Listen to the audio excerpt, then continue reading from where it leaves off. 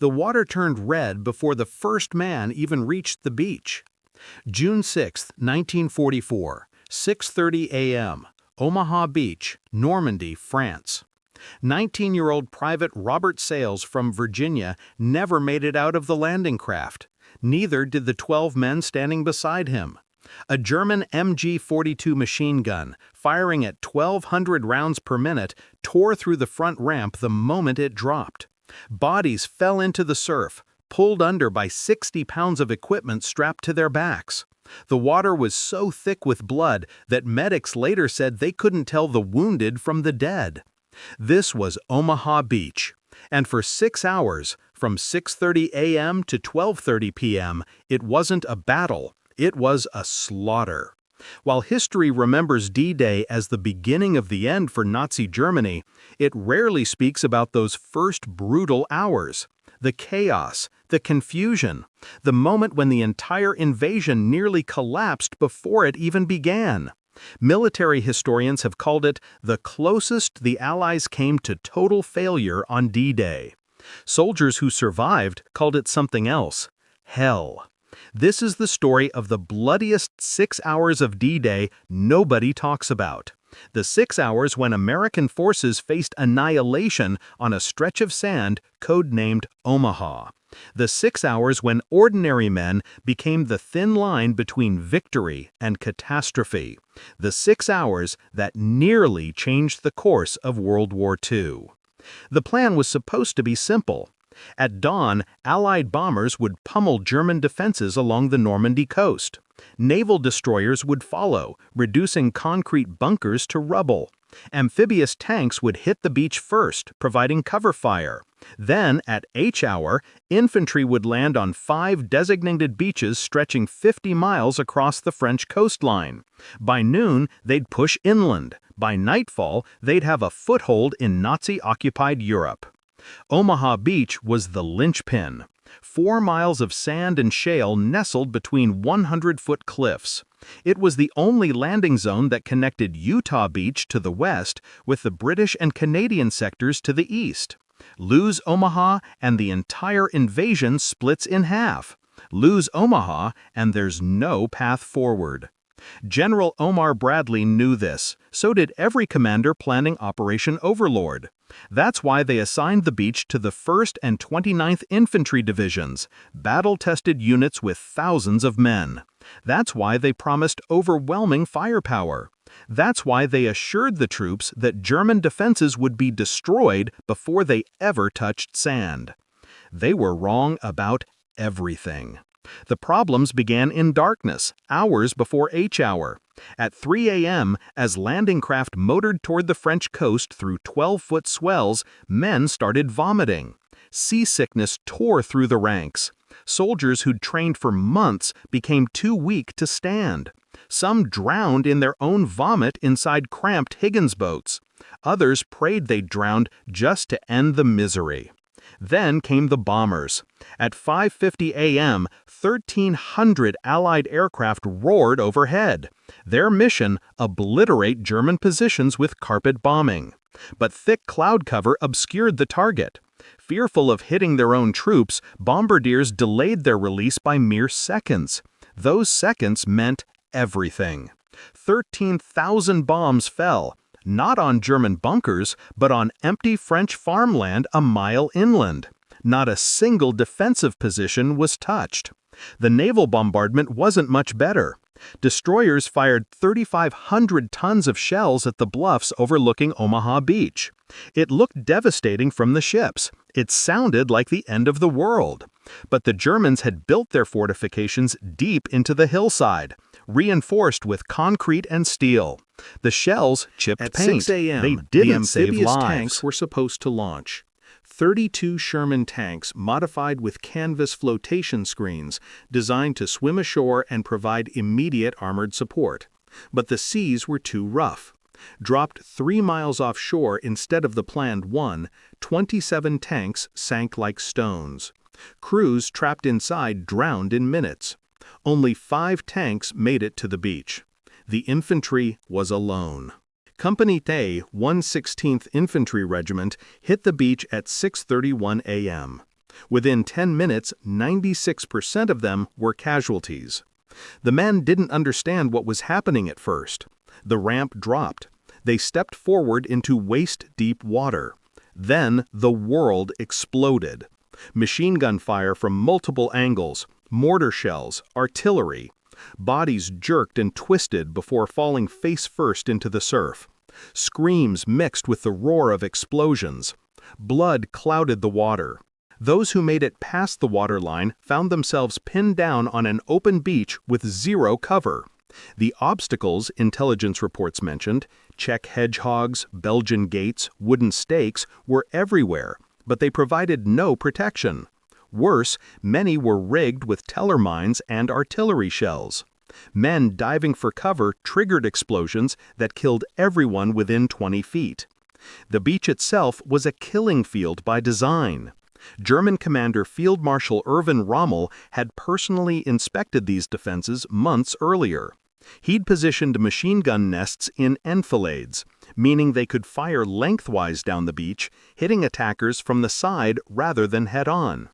He'd placed mortars and artillery on the bluffs with clear fields of fire. He'd calculated tide times, designated kill zones, and created interlocking sectors where no spot on the beach was safe. His preparations were working exactly as planned. Company A landed directly in front of a fortified German strongpoint called Widderstaatsnest 62. It contained 4 75mm cannons, multiple machine guns, mortars, and riflemen, all dug into the hillside with concrete overhead. The Germans had clear sight lines across the entire beach. They opened fire before the ramps even dropped. Captain Taylor Fellers, commanding Company A, was hit within seconds of reaching the beach. His executive officer took command and was killed 30 seconds later. The next officer in line died before he could give an order. Within minutes, the company had no leadership. Men huddled behind beach obstacles, too terrified to move. Medics crawled through the surf trying to drag wounded soldiers to safety, only to be cut down themselves. Company A wasn't unique. All along Omaha Beach, the story was the same. Units landed in the wrong sectors, scattered by wind and current. Officers were killed immediately. Radio equipment was destroyed by seawater or shrapnel. Bangalore torpedoes meant to clear barbed wire were lost or damaged. Engineers tasked with blowing gaps through obstacles worked under constant fire and died by the dozens. The beach was 400 yards deep from waterline to seawall. It might as well have been 4,000. At 7 a.m., 30 minutes into the invasion, General Bradley aboard the USS Augusta received the first reports. They were catastrophic. Landing craft returning from the beach carried nothing but wounded and dead. Officers radioed that they couldn't advance. Some sectors reported 100% casualties in the first wave. A few messages were more direct. "We're being massacred." Bradley faced an impossible decision. Continue landing. By 8:30 a.m., 2 hours into the assault, Omaha Beach looked like a graveyard. Bodies floated in the surf. Wounded men lay everywhere, crying for medics who were already dead. Destroyed equipment littered the sand. Tanks burning, landing craft torn apart, rifles bent and useless. The living huddled against the seawall or behind disabled vehicles, pinned down and unable to move forward. No progress had been made. Not one soldier had reached the bluffs overlooking the beach. Officers who survived later described those hours as the worst of their lives. Soldiers with no training watched friends die in their arms. Boys barely out of high school made decisions no human being should make. Who to save, who to leave behind.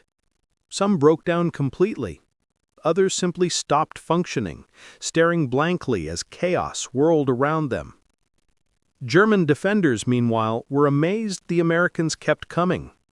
Grenadier Franz Gockel, manning an MG-42 machine gun at Widderstaatsnest 62, later recalled, "We couldn't believe it. We'd cut down an entire wave, and another would land. Then another. They were brave, but it was hopeless. They had nowhere to hide."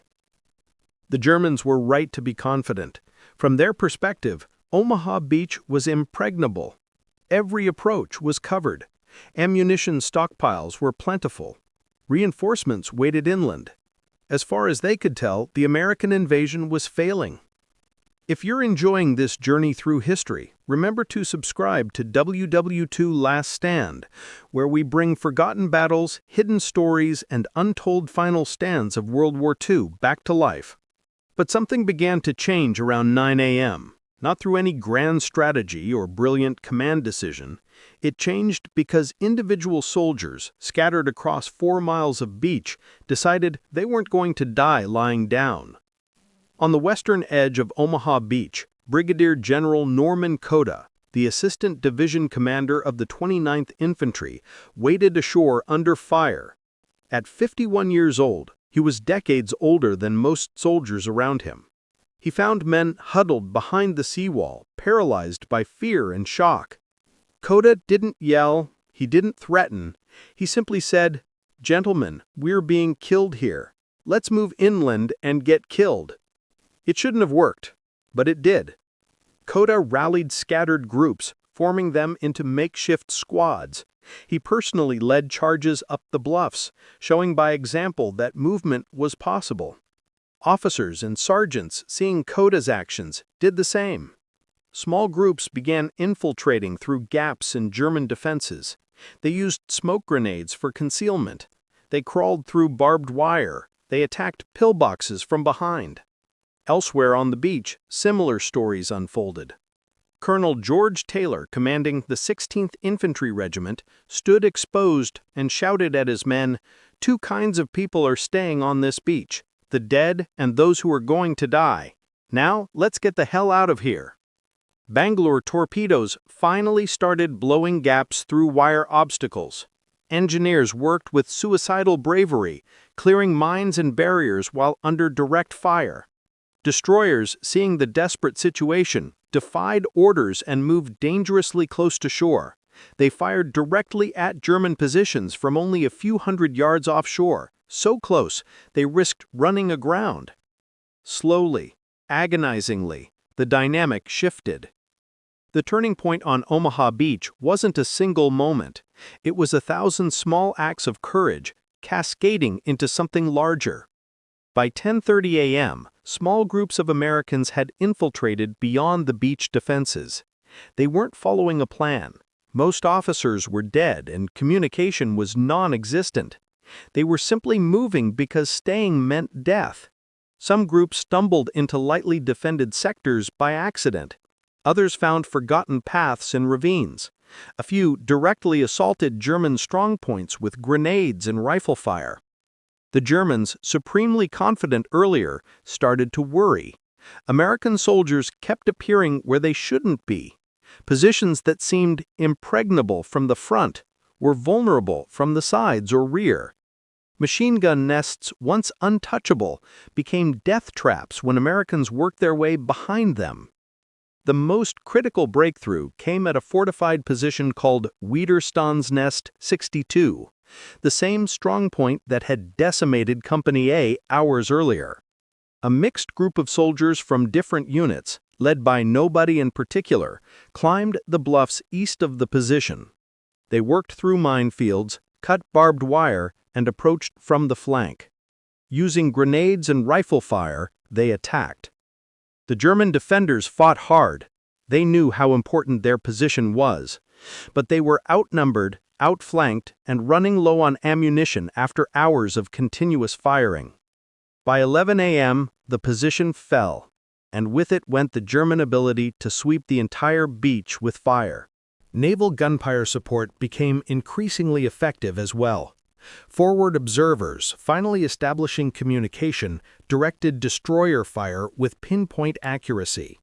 Shells slammed into German bunkers, collapsing entrances and killing crews. The psychological effect was enormous. German defenders, who'd felt safe behind thick concrete, suddenly weren't safe anywhere. By 12 p.m., 6 hours after the first landing craft touched sand, the situation had fundamentally changed. Americans controlled the bluffs in multiple sectors. German strongpoints were being systematically reduced. Reinforcements and supplies were flowing onto the beach. The invasion wouldn't be stopped, but the cost was staggering. At 12:30 p.m. on June 6, 1944, the bloodiest 6 hours of D-Day nobody talks about finally ended. American forces had secured Omaha Beach, barely. The foothold was tenuous, less than 2 miles deep in most places. Engineers still worked frantically to clear obstacles for vehicles. Wounded men covered every available space. The beach remained under sporadic artillery fire. But they'd done it, against odds that seemed impossible. Through 6 hours of chaos, confusion, and carnage, ordinary soldiers achieved what looked like defeat and turned it into victory. The numbers tell part of the story. Of the roughly 34,000 troops who landed at Omaha Beach on June 6th, approximately 2,400 became casualties in the first 6 hours. Killed, wounded, missing, or captured. Some companies lost 90% of their men. Entire command structures were wiped out. Medics worked until they collapsed from exhaustion. But numbers can't capture what those 6 hours meant. They can't describe what it felt like to watch friends die beside you. They can't explain the weight of 60 pounds of equipment dragging you underwater.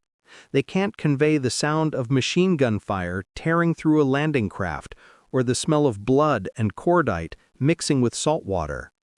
The soldiers who survived rarely talked about it. When they did, it was usually with other veterans, men who understood without explanation. They didn't see themselves as heroes. Most said they were just trying to survive, trying to help the man next to them, trying to do their job despite impossible circumstances. General Bradley, watching from offshore, later called those first hours a nightmare. He admitted considering withdrawal multiple times. Only the courage of individual soldiers, men whose names he'd never know, prevented total disaster. German commanders were shocked by what happened. They'd been confident Omaha's defenses would hold. When reports arrived that Americans had broken through, many didn't believe it at first. Field Marshal Rommel, away from the coast when the invasion began, rushed back. By then, it was too late. The Allies had their foothold. The breakthrough at Omaha Beach ensured D-Day's success. It connected Allied forces across the landing zones. It provided the logistical capacity needed to sustain the invasion. Within weeks, over 1 million Allied troops and hundreds of thousands of tons of supplies would flow through Normandy. By August, Paris would be liberated. By May 1945, Nazi Germany would surrender. All of it depended on those 6 hours. The 6 hours when everything went wrong. The 6 hours when defeat looked certain.